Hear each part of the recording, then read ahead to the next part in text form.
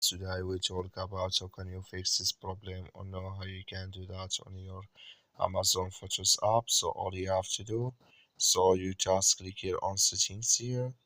When you just click on settings, it's going to show for you a list like this here.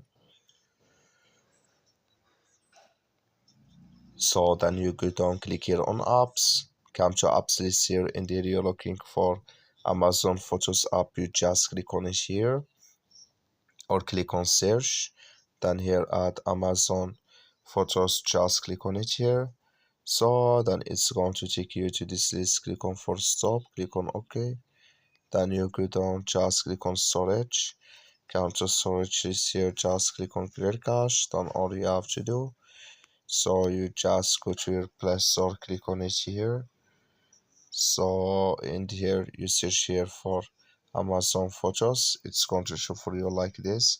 You will find here updates, click on it, then it's going to work with you. That's all you have to do. Thank you for watching. Don't forget to support us by liking and subscribe.